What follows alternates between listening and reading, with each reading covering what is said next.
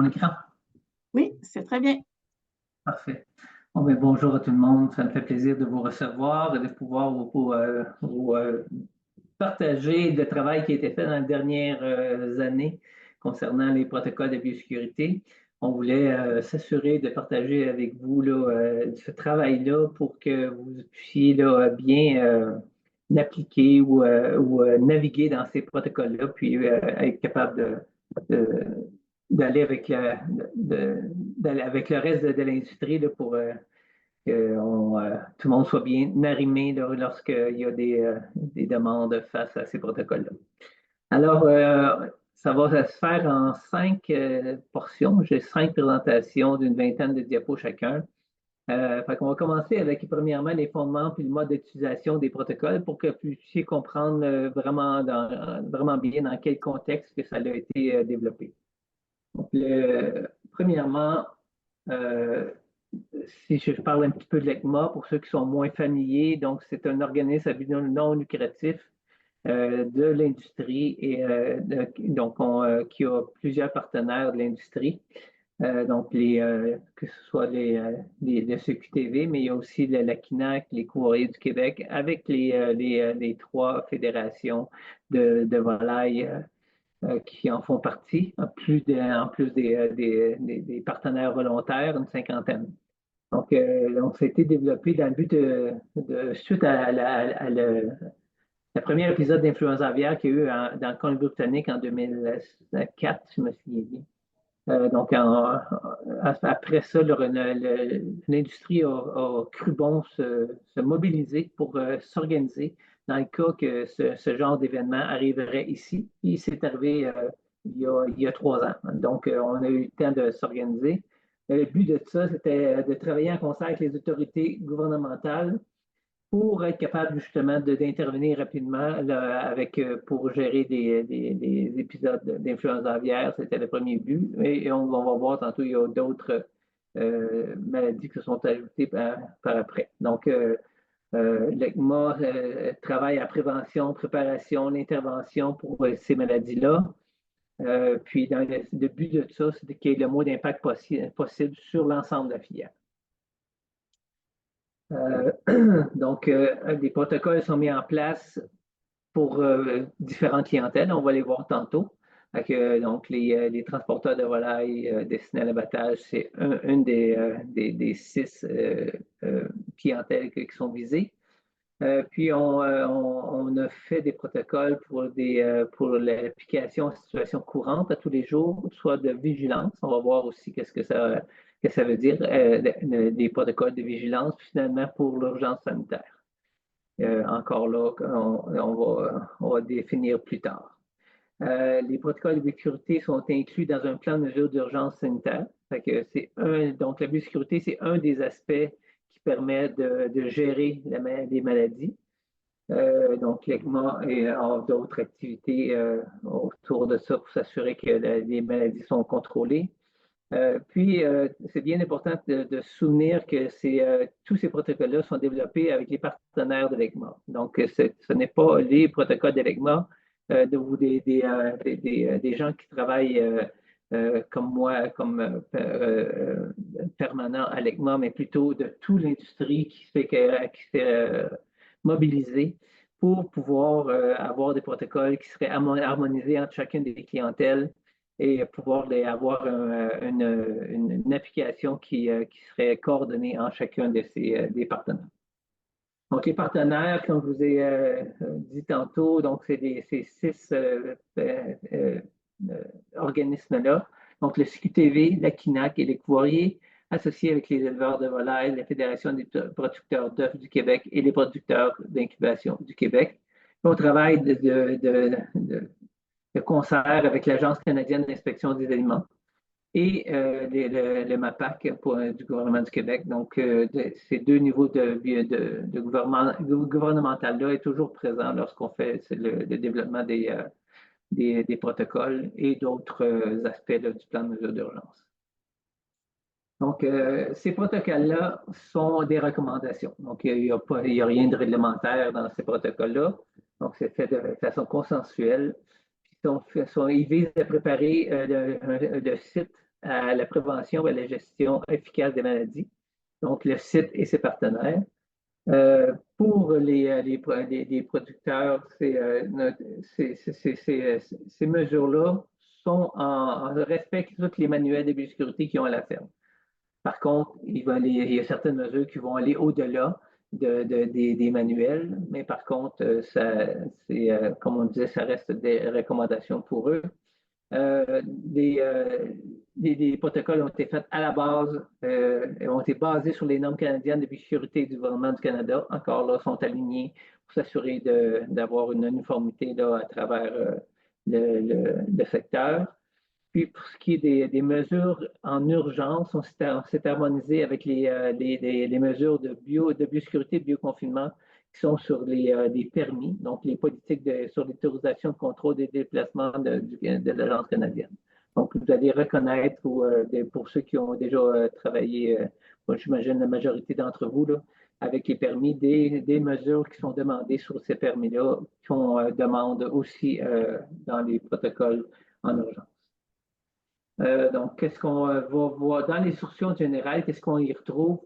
C'est premièrement les maladies ciblées. Ensuite, on a la description des étapes de contrôle d'une maladie déclarable, les zones de biosécurité d'un site de production. Qu'est-ce qu'on demande à un producteur de mettre en place chez lui comme zone de biosécurité? Ensuite, les définitions spécifiques au protocole, 3 niveaux de biosécurité qu'on va décrire et les 6 clientèles. Donc, les maladies sont ciblées. Il y a 2 groupes. Premièrement, il y a des maladies d'importance sur la gestion de l'ECMA, donc des maladies que l'industrie a décidé de contrôler pour des raisons d'importance que ça a sur le secteur et les conséquences que ça pourrait avoir. Donc, la laryngotrachite infectieuse et la mycoplasmose à mycoplasma galisopticum. Donc, vous avez sûrement eu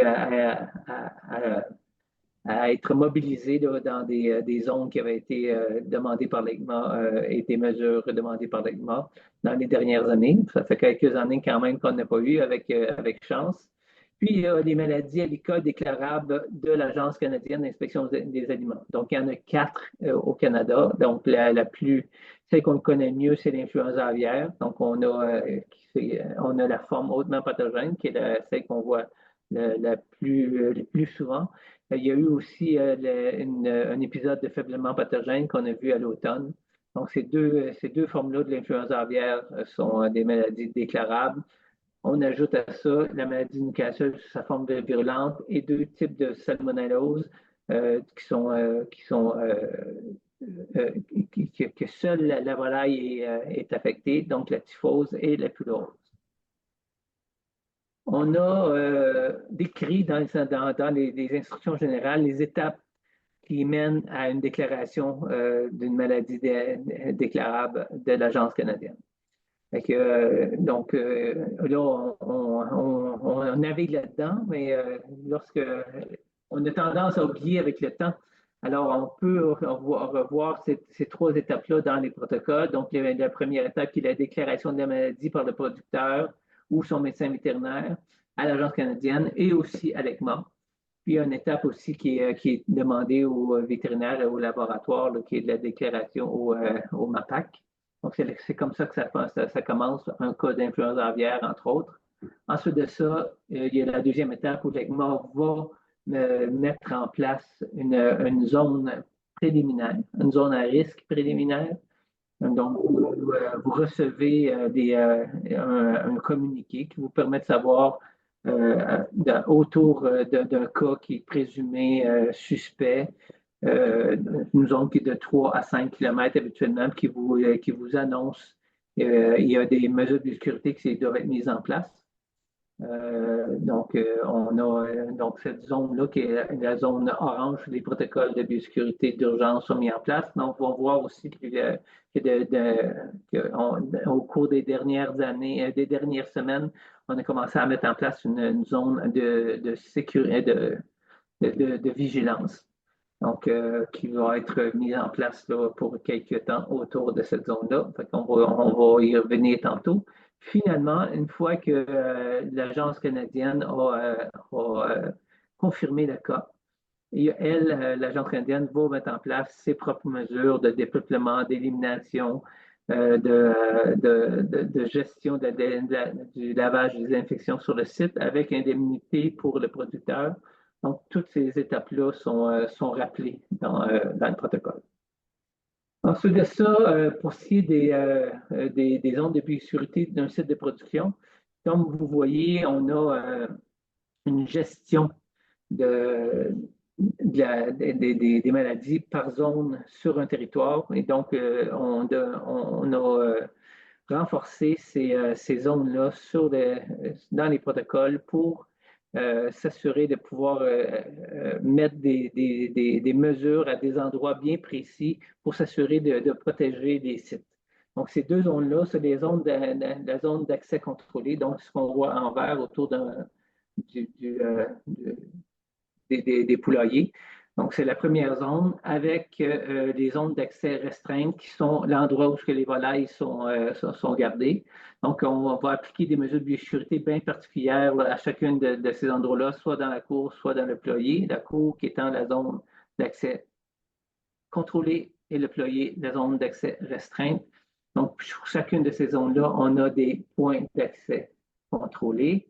Donc, qu'on voit en jaune ici. Donc, où à ces endroits-là, on va demander l'application de mesures de biosécurité. Puis, finalement, à l'intérieur du poulailler, après le point d'accès contrôlé, on peut mettre une zone de transition pour l'entrée des personnes. Donc, c'est comme ça qu'on a défini des zones qui sont bien décrites dans la norme et dans les programmes des producteurs. Donc, on vient renforcer ce concept-là pour être capable d'appliquer des mesures de biosécurité à des endroits bien précis. Ensuite de ça, on a promulgué le fait d'avoir une zone de transition. On a bien défini cette zone-là en des zones extérieures et des zones intérieures. L'espace extérieur étant l'espace qu'on considère contaminé par une introduction possible de la zone d'accès contrôlé, donc de la cour, et la zone intérieure qui est celle qui est accolée à la zone où on garde des oiseaux. Puis, on a décrit dans cette zone-là comment les équipements devraient être disposés pour que l'entrée des personnes se fasse de façon ordonnée et qu'on puisse éviter la contamination d'une zone à l'autre. Donc, tous ces détails-là sont donnés dans le protocole du producteur. Puis, donc, pour que quand la personne entre, puisse jeter les choses à la bonne place, laisser les vêtements extérieurs à leur place et qu'ils ne viennent pas s'accoler avec les vêtements qui sont utilisés pour l'intérieur du poulailler. Puis on promulgue l'utilisation d'un banc ou d'une section complète pour s'assurer d'éviter le déplacement de la saleté des agents pathogènes d'une zone à l'autre, avec des nettoyages particuliers à chacune des zones. Et, il peut y avoir aussi cette zone-là peut être aussi faite en 3 espaces où on a un espace intermédiaire pour s'assurer de gérer la contamination. Donc, comme vous savez, ce n'est pas nécessairement mis partout, mais ces protocoles-là promulguent ça pour relever le niveau de biosécurité avant l'entrée dans les poulaillers. Ensuite de ça, il y a des définitions spécifiques. Donc, premièrement, dans les protocoles, on a décidé de bien définir ces termes-là pour ne pas être obligé à répéter à chaque fois leur signification. Donc, les équipements de protection individuels sont ce qu'on va porter pour protéger la volaille. Donc, les couvre-chaussures, les survêtements, les gants, les bonnets, donc ce genre de vêtements-là. Donc, ça, on appelle un équipement de protection individuelle. Ensuite de ça, on a défini les visites. Une visite essentielle, c'est tout ce qui fait que sur un site, la production est possible. Donc, vous en faites partie. Le fait de livrer de la moulée, des oiseaux, la sortie des cadavres. Donc, ce genre de visite-là est essentiel, contrairement à une visite d'un représentant pour la vente ou d'une personne de la famille ou un voisin pour montrer nos installations, qui serait dans les visites non essentielles. Les visites urgentes, en réalité, c'est toutes les visites qui fait qu'on aurait soit un besoin en santé et sécurité du personnel ou encore de bien-être animal, donc ça pourrait être par exemple un ambulancier qui aurait besoin d'aller sur le site pour la santé du personnel, ou encore un manque de moulée, par exemple. Fait que ça deviendrait urgent si les oiseaux ne pourraient pas manger. Donc, ça fait partie des visites urgentes. Ensuite de ça, on a défini aussi les sites de production. Il y a des sites suspects. Donc, c'est un site qui a des signes cliniques qui sont liés ou qui nous fait penser à l'une des 6 maladies qu'on a décrites avant. Donc, puis, il y a aussi les sites liés. Donc, tous les sites du site qui sont en lien avec le site suspect, où il y a des partages là, évidents de personnel, d'animaux ou de matériel et d'équipements. Donc, on appellerait ça un site lié. Donc, il pourrait être déterminé comme étant du même risque qu'un site suspect lorsque les maladies est présente. Je vous parle maintenant des protocoles. On a 18 protocoles. C'est ce qui se divise en 6 clientèles. Et donc, comme vous le savez, on a 3 niveaux de sécurité. Donc, on a je vais vous définir dans quelques instants. On s'est organisé pour faire une infographie où on peut naviguer de façon assez facile dans les protocoles par les couleurs, premièrement. Puis ensuite de ça, il y a aussi des icônes qu'on a ajoutées pour bien s'y retrouver. Donc, au niveau des 3 niveaux de sécurité, on les nomme les verts, jaunes et oranges, comme les feux de circulation. Donc, les niveaux verts, hein, donc c'est souhaité être un niveau de sécurité qu'on utiliserait en tout moment au cours d'une année. Les niveaux jaunes, en réalité, c'est lorsqu'on a des risques qui sont liés là, à une contagion qui serait augmentée, comme par exemple la présence d'oiseaux sauvages. Puis finalement, on a les niveaux orange qui sont appliqués juste pour les maladies à déclaration obligatoire. Donc, on va voir tantôt à chacun des descriptions des protocoles comment on les applique. Donc, puis, qu'est-ce qu'il faut savoir, c'est que lorsqu'on passe d'un à l'autre, donc lorsqu'on est dans le jaune, le vert s'applique toujours. Quand on est dans l'orange, ce qui était demandé avant est toujours bon aussi. Les 6 clientèles, on avait dans notre première version des protocoles en 2009, les producteurs et employés au site de production, les visiteurs et les véhicules de service. Donc, les producteurs employés, donc c'est ceux qui travaillent sur le site. Les visiteurs, c'est ceux qui se rendent sur les sites et qui visitent aussi des poulaillers. Les véhicules de service, c'était visé pour et c'est encore visé pour les véhicules qui rentrent dans la cour, mais qui ne devraient pas rentrer dans les poulaillers. Donc, il s'est montré un besoin avec le temps de définir quelques-uns de ces véhicules de service-là qui sont très fréquents dans le secteur. Donc, les livreurs de poussins des donneaux, les transporteurs d'œufs et les transporteurs de volailles destinés à l'abattage. Donc, de là, notre visite aujourd'hui. Donc, il y a 2 de ces clientèles-là qu'on a rajouté un protocole de nettoyage, lavage, désinfection, donc pour les véhicules de service. Donc, pour tous les véhicules de service, ce protocole-là peut être utilisé, mais spécifiquement pour les livreurs de poussins et d'Indono, on a rajouté des étapes. Donc, ils ont leur propre protocole de nettoyage, lavage et désinfection. Donc, on va voir tantôt là, ce protocole-là. On va le voir. Donc, ensuite de ça, ce qui est des définitions de chacun de ces clientèles-là, vous allez les retrouver dans le protocole. Donc, puis on a décrit à quelle zone de la firme qui devrait avoir accès. Donc, entre autres, pour les visiteurs, comme je vous disais, ils ont accès à la cour et au poulailler. Dans votre cas, on dit que on devrait avoir accès à la cour et aussi au poulailler. Hein, puis on va voir qu'il y a des variations selon le niveau de biosécurité. C'est comme ça qu'on peut se retrouver là, dans les définitions des CIS clientèle. Ensuite de ça, pour chacun des protocoles, on a fait des sections qu'on a appelées des intertitres. Puis on a défini des icônes pour être capable de bien s'y retrouver. Fait qu'on a le producteur et l'employé au site de production, ce que là, on leur demande, on a décrit des mesures de sécurité pour les véhicules, pour l'accès des véhicules à la cour, des personnes employées.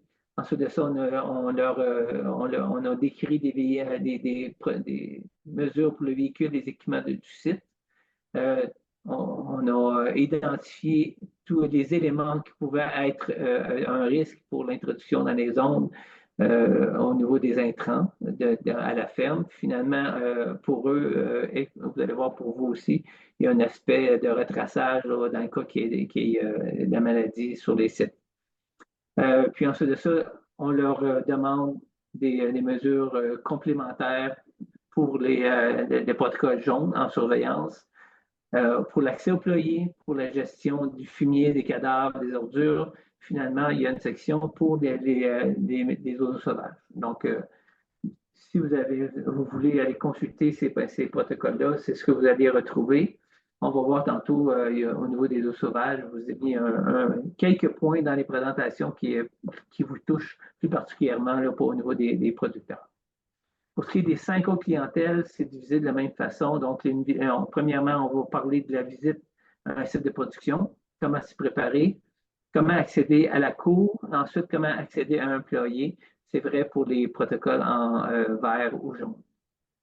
Finalement, pour ce qui est des protocoles de biosécurité d'urgence ou le orange, sont divisés autrement parce que là, on se retrouve vraiment dans une situation très différente. Premièrement, ça c'est bon pour les 6 clientèles.